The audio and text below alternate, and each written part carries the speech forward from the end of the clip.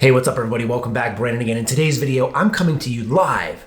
Well, not live, pre-recorded, but as I'm filming this, it's live from the attic of my basement, AKA the second story of my house. Now, truth be told, I've already gotten done training today, but when I filmed some of these clips, I had a lot of background music because my wife was down there also training. The music was too loud, drowned out my beautiful voice, and I know how you guys like to listen to me talk. Oh yeah, that's soothing voice. So I'm gonna come back and just kind of refilm it here in my office, editing it just because it's not gonna work otherwise. But I wanted to give you an update on my peaking for Juggernaut AI. So I'm in the beginning of a 4-week peaking block, and a lot of my other updates on this app have been at the end of blocks, and that's because I've done a lot of them already, right? The strength, I've done a couple of, the hypertrophy blocks, a couple of as well. Nothing necessarily new. I've only been showing you my max effort weeks. I've never done a peaking phase on this app, so I thought I'd bring you along for the ride and kind of give you my initial thoughts and also some of the areas where I mess up because I had a big boo-boo today. Now, the first actual top set of the day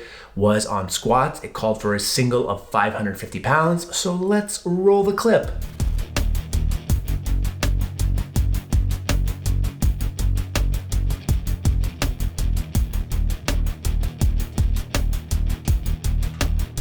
All right, so 550 moved okay.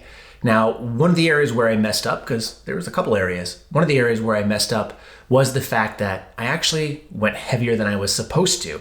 My problem is I'd always check the app typically the night before to kind of see what I have to do. And of course, in the start of a new block, I go and kind of preview the whole week. So I get an idea again of what's in store. I don't want to be surprised by anything. I need to prepare mentally so I can execute physically. So last night when I was looking through the app, it said 550 for a top single a squat. That's the number I went with.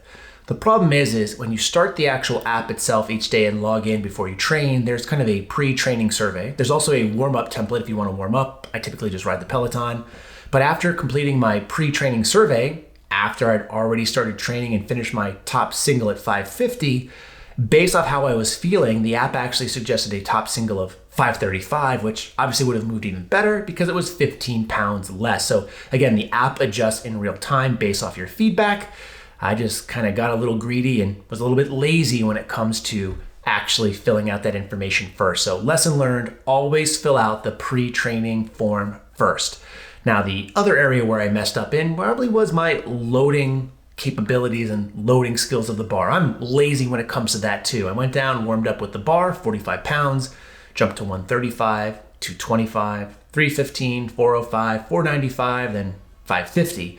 Now that was probably a mistake on my part as well because I haven't squatted over 525 pounds in probably about 15 months. The last time I did anything heavier was at my last meet back in the beginning of February of 2020. Now, truth be told, I did squat 525 before jumping on this training program like 160 days ago. Actually, it's probably 140 days ago because I'm 26 days out.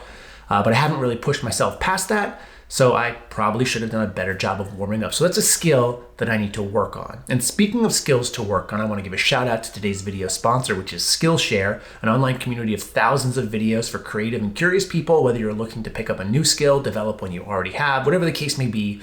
They have tons of videos from tons of great minds that'll kind of help you improve what you're trying to do. In fact, even in my case, I recently watched a video by MKBHD on YouTube. So it's called Scripting, Shooting, and Editing Your YouTube Success Video. And even though I've been making videos for 12 years, I still had a lot to take away, especially when it comes to overthinking the process and just trying to do what's necessary and focusing on the meat, which is the story, right? What are you trying to tell? So for the first 1,000 people that click the link in the description box, you'll actually get a free trial of their premium membership. And after that, it's just $10 a month. So be quick to click on that link and check out Skillshare Premium. And I appreciate them sponsoring this video. And I appreciate myself knowing that I can improve not only on my editing and video shooting, but also in my loading game. So I really need to dial that in, especially as we get towards the end of this peak. Now, that's not the only work I had for the day. I did have some back off work for squats right after that. And the nice thing is those things moved really well. So I did 450 for 3 sets of 2. And of course it moved well. It's 100 pounds less. And that's one of the things I noticed right off the bat with this peak. Typically on the strength training block, when you have a top set, the back off work is still relatively heavy. For the peak, it has dropped significantly. So I'm very happy about that because I'm still able to lift with high intensity, but not too much volume and intensity where it's going to kill me and prevent me from recovering, because I have some other top singles throughout the rest of this week, and I'm assuming throughout the rest of this peak as well. Now after squats, I moved on to bench, wide grip bench, and right now I'm benching with my index fingers on the ring, so I really can't go too much wider because number one, that's not really legal in competition, which doesn't matter as much, but because there's just no more room left in my Rogue Rack, even though it's 49 inches wide, I have long arms and I'm all the way at the J cups for the most part, but those still move really well. And one of the things I like about the app is it updates you as you go. So it gave me my suggested lift for my first set. I did it, rated it a low RPE, it gave me more weight. Same thing, did it, rated a low RPE, and it gave me more weight. So I eat that up. I love when that happens because that makes me push myself even harder. Now, one of the most common questions I get on this app is exercise selection. And it's funny because a lot of people think is like, all you do is bench, squat, and deadlift. Well, yes and no. Yes, because this is a powerlifting program. The goal of the program is to increase your squat, bench, and deadlift. So obviously you're going to be doing a lot of that, but also just for video's sake and purposes, that's what I'm most concerned about. I don't put as much effort or focus on the accessories because those are accessories. They're supposed to help, again, your main 3 lifts. However, I will say the app makes switching exercises super easy. So traditionally, when I start a new block, it gives you some suggested exercises for your main movement. So in this case today, it was squats, wide grip bench press, and then also pendlay rows. And then it gave me some choices for assistance movements, which I'll talk about in just a second. Now for me, for pendlay rows, I didn't really want to do that on this particular day. And I try not to change those when I can.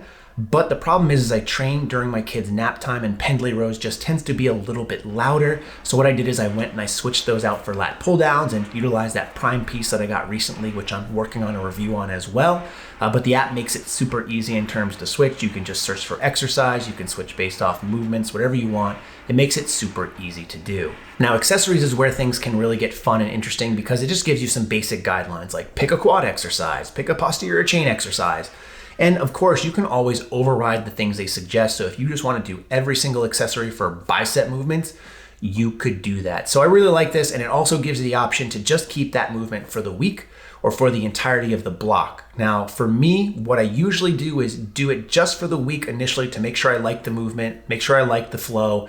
I'll give it all week because right now we're on day 1, so I'll see what I pick for day 2, 3, and 4. And then when the second week comes around, if I really liked how those things flowed well, then I'll keep it. But if I found that I'm picking the same exercises just because I tend to like those exercises more, I'll put it in my mind that I need to pick something else. I try to make it more of a variety pack when it comes to each individual training block. Now, I try not to change during the training block, but each training block I will try to switch things up just to kind of keep things fresh and interesting and also utilize a lot of the equipment that I have. So if I wanted to work in a camber bar here or a safety squat bar there, I tend to try to do that in the assistance movements for the most part. Now, the last thing I want to talk about with assistance movements, besides kind of getting some variety, because variety is the spice of life. It's very nice. I don't know what that accent is, but I'm just going to roll with it.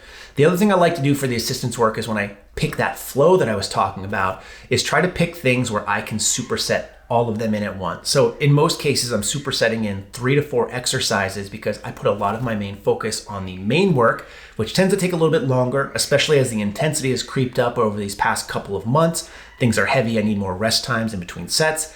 Accessory work, I just want to get stuff done. So I pick things that I can kind of go from exercise to exercise to exercise and not really tire myself out too much and also not have to spend a lot of time loading barbells or setting up things in the racks. I just try to do things with dumbbells, kettlebells, body weight exercises that are still efficient and more effective in terms of moving the timeline forward. So that's how I've been running my Juggernaut up to this point. Again, this is just the first day of the first week of 4 of this peaking block. I'm excited to see where things go and how my body recovers, and especially looking forward to that test out date, which as of right now is 26 days later. So hopefully this video is insightful to you. If you have any questions, leave them in the comment section below. But in the meantime, as always, thanks for watching and stay big.